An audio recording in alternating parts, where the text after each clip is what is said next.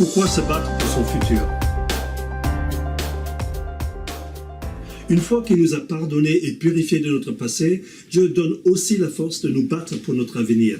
Il nous donne un nouveau départ. Et ce qu'on va faire à partir de maintenant va déterminer notre futur. Il vous encourage de vous battre pour le vôtre dès aujourd'hui. Regardons ce que dit la Bible concernant un certain Shamma dans l'Ancien Testament.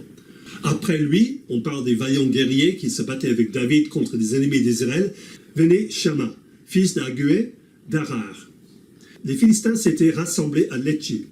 Et il y avait là une parcelle de terre remplie de lentilles. Et des peuples fuyaient devant les Philistins.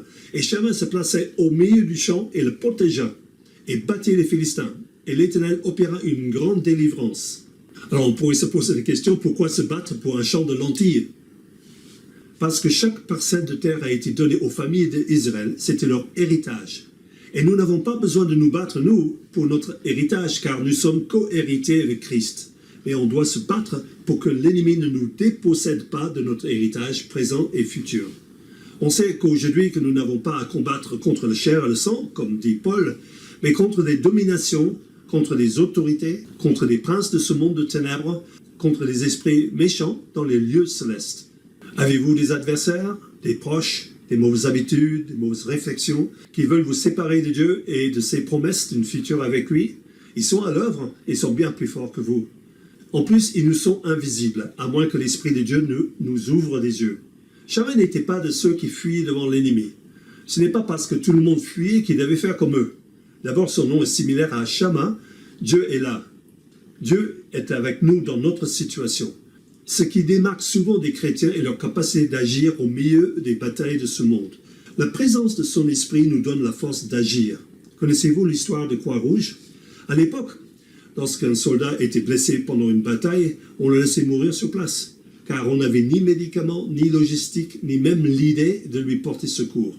Un citoyen chrétien suisse, Henri Dunant, est allé soigner des soldats blessés des deux côtés pendant la bataille de Solferino en Italie. C'est là la capacité d'agir contre les opinions de cette époque. Et que pensez-vous des parlementaires en Angleterre qui luttaient pour l'abolition de l'esclavage, pourtant si lucratif? Ils étaient des chrétiens aussi qui ont changé le futur. Qu'importe, si Dieu est avec nous, nous pouvons lutter jusqu'à la victoire. La qualité de Shamma, il a décidé d'arrêter de fuir. Les Philistins étaient des féroces guerriers qui faisaient fuir tous les autres. Mais Shamma, fils d'Agué, d'Arar, a décidé de tenir tête. C'est son héritage qui avait été donné à sa famille par Dieu lui-même. Cela valait la peine de se battre pour lui. Vous remarquerez que Dieu a fait en sorte que l'historien qui a écrit le récit a bien précisé de qui il s'agissait. 3000 ans plus tard, nous étudions ce récit ensemble, car Dieu prête attention à l'intensité de votre bataille.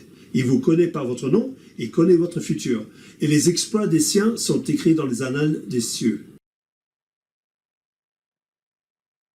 Et la décision de se battre et de protéger son héritage obtient un soutien de Dieu lui-même.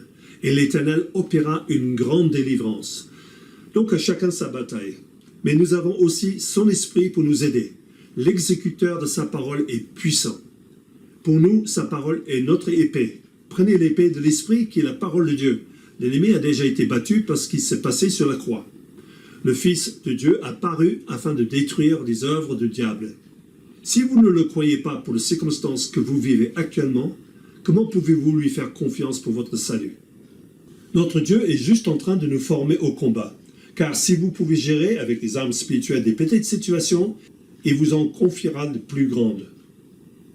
Et le service militaire est pour tous les vrais chrétiens. Apprenez à vous battre avec les armes de Dieu, défendez votre héritage et changez votre futur. Et la décision de se battre et de protéger son héritage obtient un soutien de Dieu lui-même. Et Dieu opérera par vous et pour son royaume une grande délivrance. Alors Abraham Lincoln a dit une chose intéressante, « Ma préoccupation n'est pas de savoir si Dieu est de notre côté, ma plus grande préoccupation est d'être du côté de Dieu, car Dieu a toujours raison. » Prions. Seigneur Jésus, je suis sous pression et parfois j'ai envie de fuir. Mais tu nous ordonnes de résister au diable avec tes armes spirituelles. Et je réclame pour moi cette promesse, déchargez-vous sur lui de tous vos soucis, car lui-même prend soin de vous. Se rappeler du nom de Jésus qui a versé son sang pour nous, cela fait fuir l'ennemi de nos âmes. L'obéissance à la parole est notre témoignage qui montre dans quel camp nous sommes. et qu'on préfère mourir que de céder du territoire dans nos vies à nos mauvais penchants et nos mauvaises habitudes.